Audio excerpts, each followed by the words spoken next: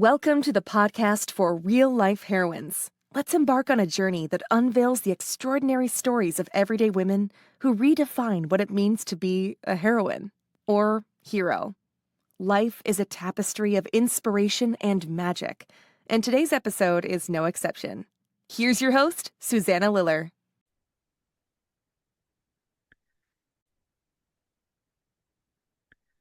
Hello, welcome everyone to the podcast for real life heroines. I'm so glad you joined us. And today I feel is a very special day because we have with us Cig Harvey. Welcome, Cig. Oh, thanks so much for having me. It's a real honor to be here. I'm thrilled. Well, it's a real pleasure to have you on the show. And there's so much that I want to talk to you about that we're not going to be able to fit it in a half an hour, but we will do our best. I'll do my best to watch the time. And I'd like to start with just saying, if people don't know who you are, just a few words reading from your bio, which I have right here. And so you're a British-born artist and writer who lives in Maine, USA. So how lucky are we Mainers that she lives? Of course, so many artists live in Maine, and I'm going to ask you about that in a bit too. Like, what is it about Maine? And I think I know, but I want to ask you. Yeah, that's a And good question. you work in large format color photography and creative nonfiction. You've written several books, several sold out books. So I'm going to just read the titles of the You Look at Me Like an Emergency, Gardening at Night, You an Orchestra, You a Bomb, Reveal, Blue Violet, and Eat. How about this one, folks? Eat Flowers. And your next book is going to be published next year. Do we have a name for it that you'd want to feel? We do. I can announce it. It's called Emerald Drifters. Oh, Emerald Drifters. Yeah. Beautiful. So just few other things about your work. You use both images and language to explore sensory experiences in the natural world. The natural world is very important to you. You go out in it often. Her work is devoted to the topic of what it is to feel. And you're represented by many galleries, Robert Mann Gallery in New York, Peter Fetterman in Los Angeles, Jackson Fine Art in Atlanta, Robert Klein in Boston, Dowling Wash Gallery here in Rockland, Maine. And I won't pronounce this correctly, Bidhali, Bildhauer. Bildhau in Switzerland and the Netherlands. And you have exhibited worldwide. So I feel very honored that you're here with me and I got to meet you and connect with you, and you said yes to this. So thank you again, Cig Harvey. Well, thank you. I think that it's my honor to be here, and any program or institution or conversation that raises up women, my answer is yes. Well, how grateful am I for that? Yes. So why don't we get started? And let's just start with because when I first talked with you, I said my work is about the heroine's journey. Yeah, it's a metaphor for life that I use with women to help them see that they're not just kicking a stone down a path, but because of their life choices, particularly a choice to leave a comfort zone and try something and do something different and make a change, that makes them a heroine on the journey. And so we go on many in our lives, right? And I'm wondering if you would want to share one of your probably many heroine's journeys, which always starts with some sort of a calling. So, a calling that got you on a journey to make a leap. Yeah, I mean, I think I would start with, there are so many. I Right. feel like it's every day is a version of Today is what one. you're Yeah. saying. Every day, if we sort of woke up with that idea of thinking about each day is a journey and a practice, and you fail at it and you succeed at it, but we always have this saying in my family of just like keep moving forward. So I do think of each day as as micro journeys. I mean, obviously there are larger ones, larger moments that I can think of, pinpoint immediately when, moving to Maine was absolutely one. There's probably 5 or 10 I could name that, where I feel like my personal life or my career life took a jump, took a leap. So when I moved to Maine, I was 26 or 27. And I've since found out, I don't know much about stars and astrological things, but I do know since then that 27 is an important, powerful time, apparently. Right. And I moved to Maine then. I had been working, I grew up in England. I had been working in Spain for a couple of years. I had been working in Bermuda running a platinum printer that's a 19th century printmaking technique, photographic, running his studio, waitressing, bartending in Bermuda. I had been there about 5 years at that point, and I used to receive the catalogs for Maine Media through my boss, and I wanted to do all the classes. And something happened. I just decided that it was my time, and I came to Maine then to study, and I did my MFA, and I was there for about 3 years before I went on to teach in Boston as a assistant professor at Lesley University.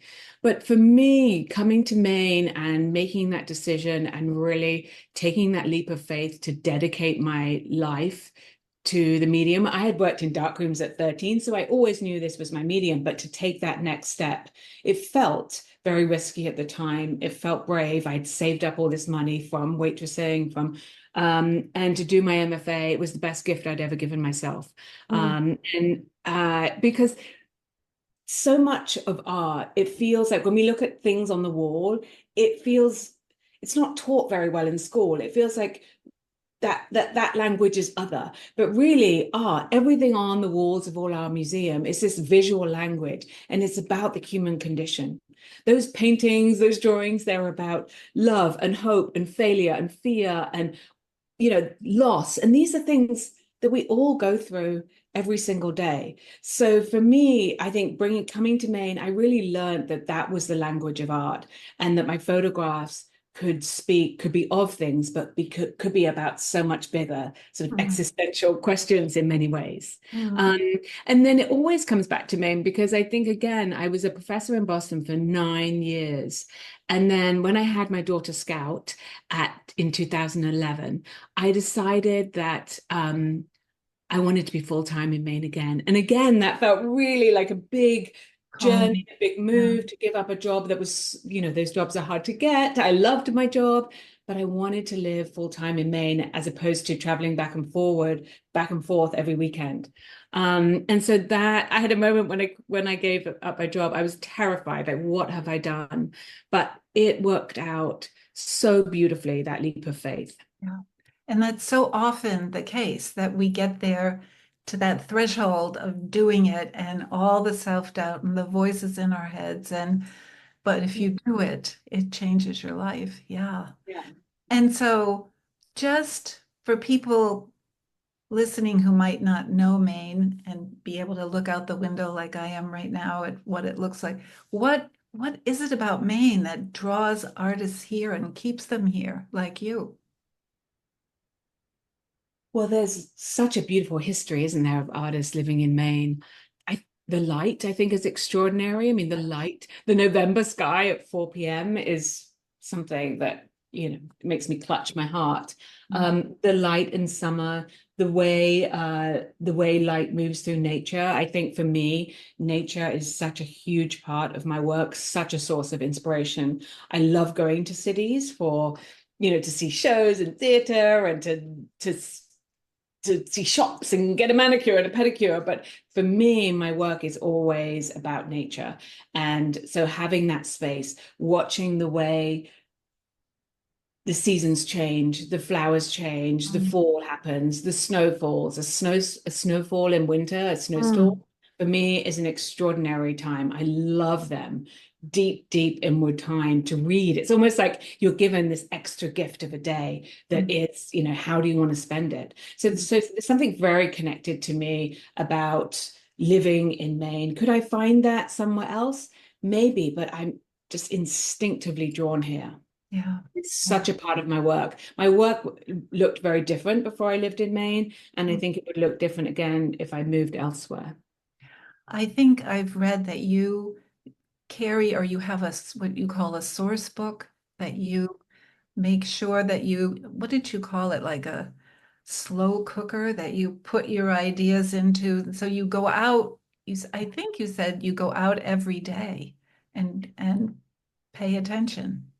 Exactly. It's for me, my work is about paying attention to the everyday, to the normal, to a Tuesday when nothing really happens. I mean, I think that, and no time is that more apparent than when life deals you some type of crisis or trauma, and you are looking around and you're like, well, how is everyone? How is the world still turning? How is people still carrying on about their days? And you sort of crave in those moments, you crave just this normal Tuesday. So I try and live like that and see, okay, today it's Wednesday, it's 10 o'clock right now.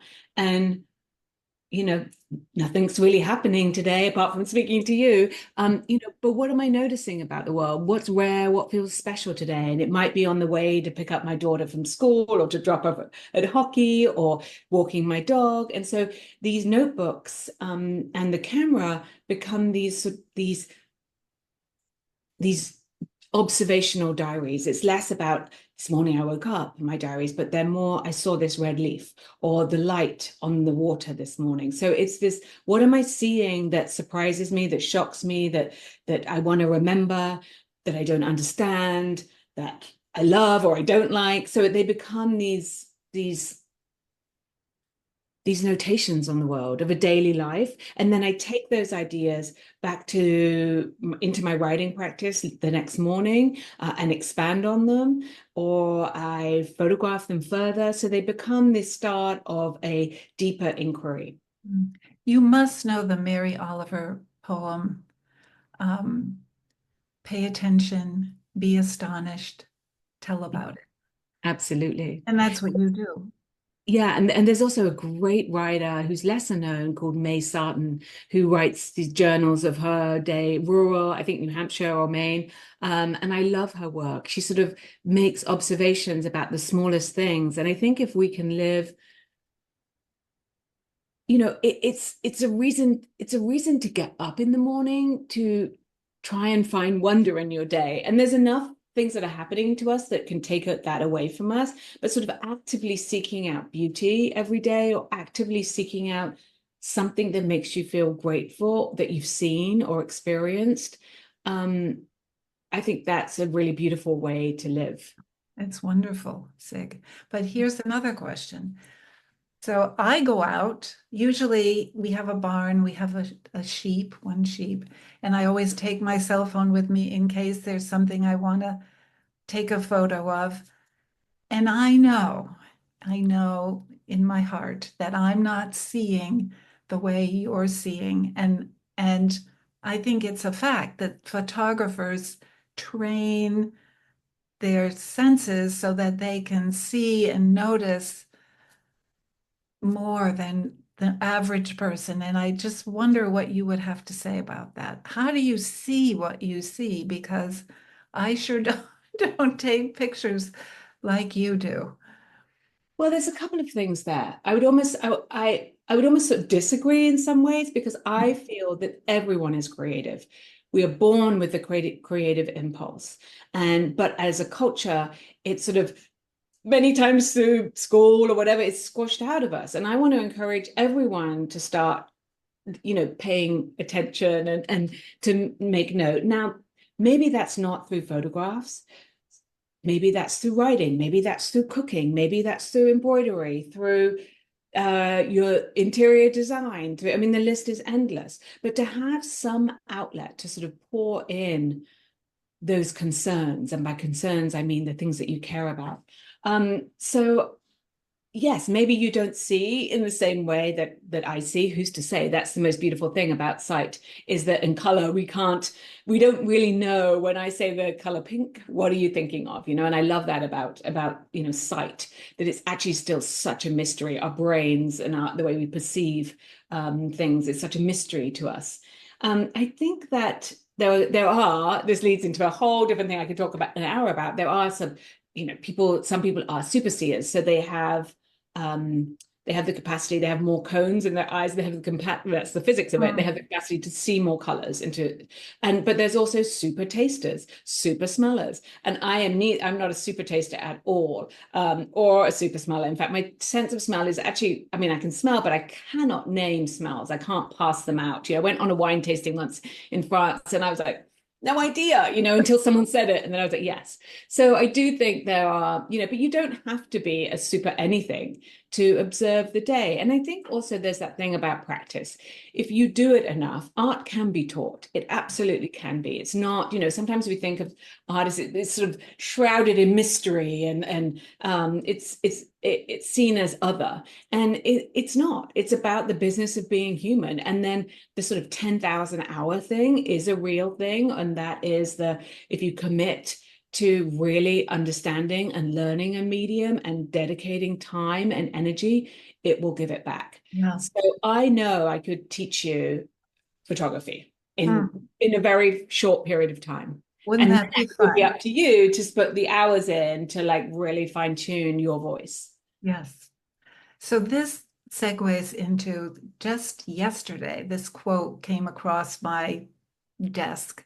And I think it's interesting, serendipity, in fact, that just before I get to talk to you, it's from Bertrand Russell.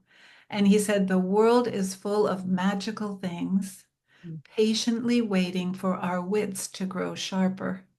And I know you have said you're about finding the magic in the everyday. And do you think that's it? I mean, what you just were talking about is training your wits to be sharper, to see the absolute magic in the everyday. Yeah, I think that's it. I don't know. Tell me his name, Russell. Bertrand Russell, he was a philosopher. Okay, thank Yeah. you. Yeah, I think it's exactly that. I think, anything we pay attention to, whether it's your fear gets more, right? Anything we put our minds to, I mean, our minds are really powerful. So putting your mind to a medium or a philosophy, a way of life of just being more grateful every day. Or paying more attention to the natural world that's we're surrounded by, or fill in the blank. But whatever you pay attention, you somehow manifest, I believe. I agree. Yeah, what you think about grows. Yeah. So we would not have a conversation with Cig Harvey if we didn't talk about color. You are all about color, and there's so much I'm sure you could teach us about it. You've said it can heal. You've said you have to consume it. So what does that mean? You have to consume color. I don't have like a great answer for that, other than for me, it's instinct. Like I have always instinctually felt this way about color, even as a little girl. And I think that's really important for us to think about. And all the listeners, this idea is we change much less than we think. Like, what were you concerned with? Again, not sad concern, but what did you love as a kid? What did you love as a teenager? What did you love as a 20-something, a 30-something, a 40-something? And I bet you have not changed that much. And sometimes it takes us to get back to it. So for me, and when you figure out what is that thing or those things, and then dedicating a part of your life to nurturing that's, I think, when you sort of you start doing things that no one else is doing necessarily, or you're doing it in your own way. And I feel like for me, color was just something, when you're sort of you could do something, you sort of perhaps take it for granted. I mean, we see it with kids all the time, and but also adults. And I think for me, I was always obsessed with color, but I didn't necessarily give it enough weight because it was just, of course, it's color. Whereas now, as I move through my life, I'm leaning into it even more, like really looking at color and how it affects the body, how it changes us, how it can restore, how it can what we're surrounded by affects our moods, affects our hormones, and just the history of color. I'm fascinated by it. The history of pigment. Where did it come from? And what I love also about color is that it's often seen as, in the Western world, as sort of decorative, as maybe not that serious. But actually, when you dig into it, it is really complicated and has if you look at mining, precious stones, pigment, it has a very nefarious past. So I love it that these subject matters, like something as, oh, color, pretty, decorative, actually have this really deep weight to them and a deep well. And it's the same and it's often subject matter that is sort of denigrated often as that which is female, like flowers, like color, like clothes, it's seen as sort of somehow not worthy of our intellectual pursuit. But I believe, and its history has proven, I mean, people have been adorning themselves since the beginning of time. Clothes matter. What we put on our bodies, how we face the world, these things matter. So for me, color really falls into that category. So I'm spending a lot of time now, and the new book, Emerald Drifters, is really delves into the art, the science, the history of color. So this is maybe an unfair question. Do you ever wear black? Yes, absolutely. I absolutely wear black. I love it. And I've noticed, as part of the research for the book, I was looking at, well, who wears black, and thinking about Louise Nevelson and policemen and judges and, fashionistas. And I was thinking, so there's a sort of a cultural study of color, but also the, personal stories. And I realize I wear black when I'm feeling overwhelmed. And for me, it's this sort of way of simplifying this day that I don't have, that it's a way of sort of maybe sort of turning more inward or something. So I absolutely love wearing black. Yeah. So here's another unfair question. Do you have a current favorite? Yes, color. It goes through definitely phases. And I changed this wall. I changed it's what I want to wear, what I want to surrounded by. And so I am going, shockingly, I've just come through, and literally I get the first proofs back of the book today. And it's all about, color and outrageous color. And I am going through a complete neutral period. I'm just going all creams and whites and all the things I actually sort of laugh about, and how the Scandinavian of just how sort of, because there's this whole thing about how, if we think about it, there's a lot of prejudice around color, not just skin tone, but also interior design and fashion, and with that it's somehow seen as being more sophisticated to have a house that is all neutrals, as opposed to hot pinks and yellows, and which is seen as more childish or more gregarious, or somehow lacking in taste or something. And so I look at all of that, how Scandinavian homes are seen as opposed to Caribbean homes or something. So but I am fully embracing a very neutral period, so I'm curious. That's interesting. That surprises me. I thought you were going to say pink. Well, it has been pink for a long time, and Okay. last year was orange, and who knows what will go next. And so One of my favorites, and I think you would know what I mean when I say Maxfield Parrish blue. oh yes, Blue of the, as the sky's darkening at night, and there's this intense, almost azure blue in the sky. oh, I know exactly the blue you mean. It's extraordinary. Yeah, I don't wear it, but I'm Why not. not? Why? I don't know. Well, maybe I'll go there. I'm usually a more warm color person. My house is more warm color. Um, yeah, my mother used to say, paint all the walls white or off-white. That's the way you should do it. So, See, that's what I'm talking about, But yes, I so know. you're saying you're warm color, but I'm seeing just green in your house and what you're wearing. Yes, I'm in a green, goldish kind of phase right now. But also, I think maroon is kind of sneaking in. I'm not sure. Hmm. So, beauty. Yeah. You have said that you feel like your legacy is to find the things to remind us that the world is not beyond repair, Yeah. that these things we've been talking about nature and the beauty you find there and what you're noticing, and share with us as you translate it into your work. The world is not beyond repair. I'm talking to you now in a time when there's a lot of people, I'm sure, thinking the world is in chaos, beyond repair. Mhm. But your answer to that is no, it's not, right?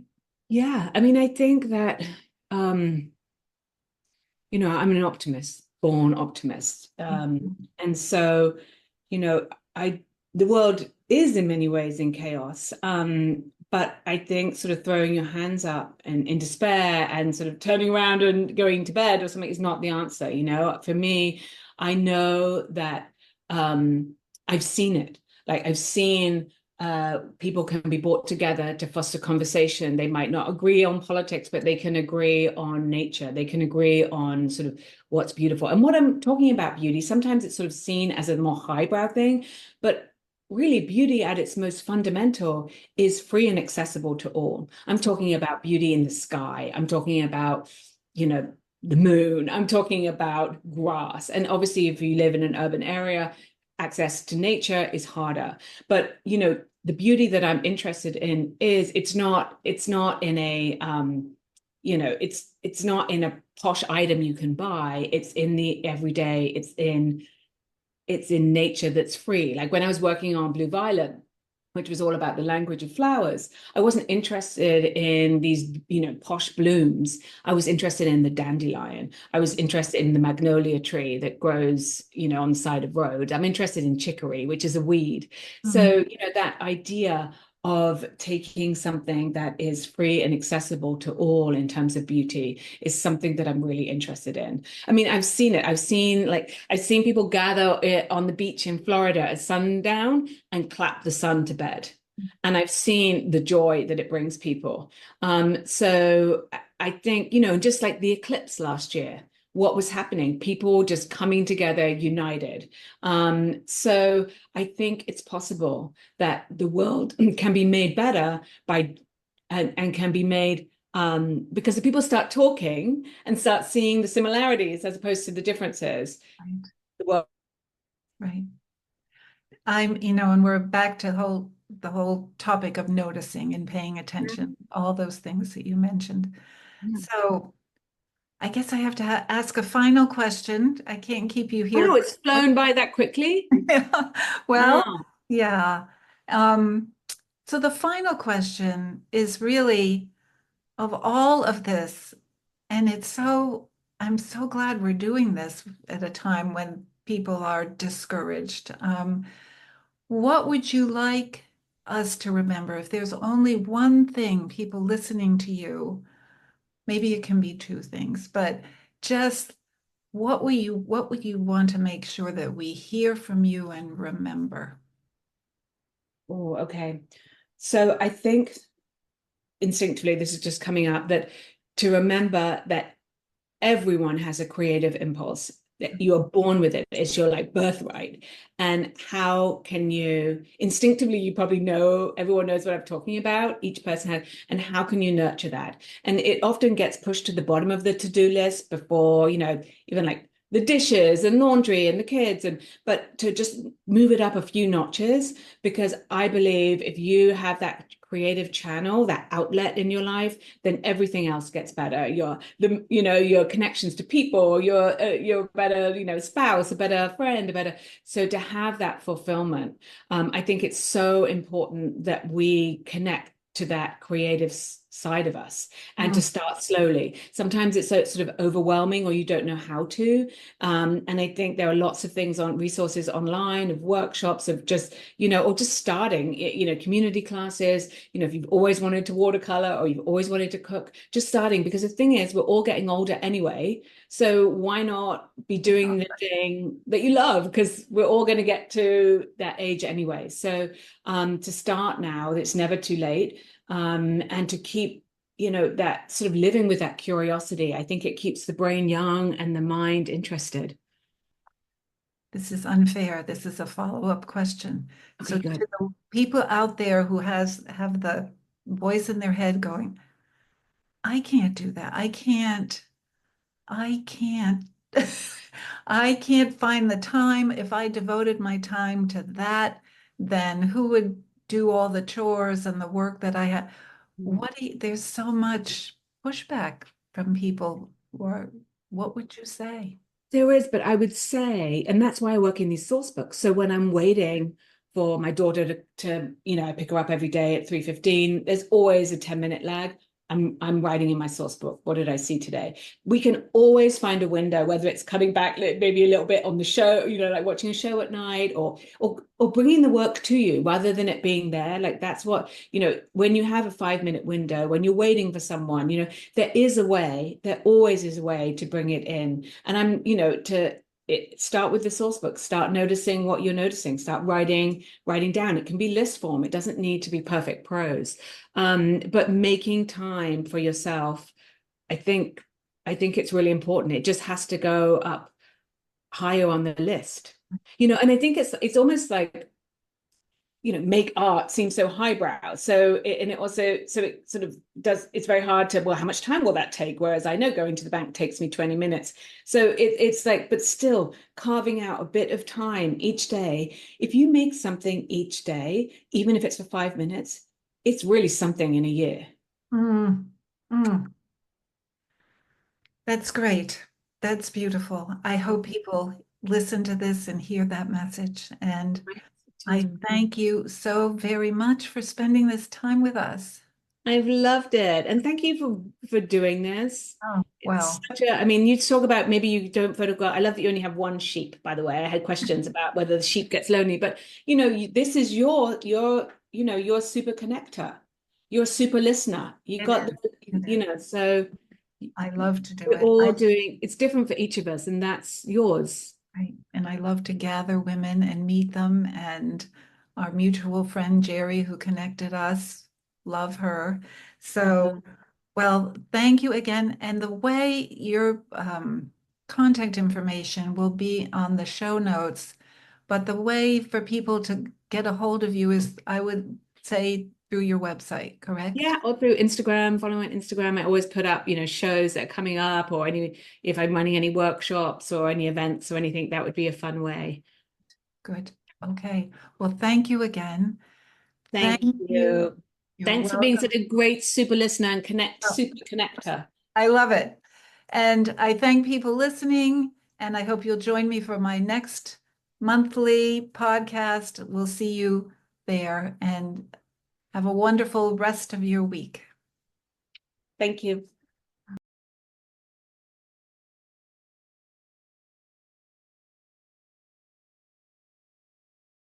Thank you for joining us for this episode of the podcast for real life heroines. Your time and presence mean the world to us. If you're hungry for more inspiration and ready to craft your own heroine story, connect with Susanna outside of the show. Visit SusannaLiller.com to discover her courses and programs designed to empower you on your journey. Until next time, may your days be filled with the courage and strength of a true heroine. Stay inspired.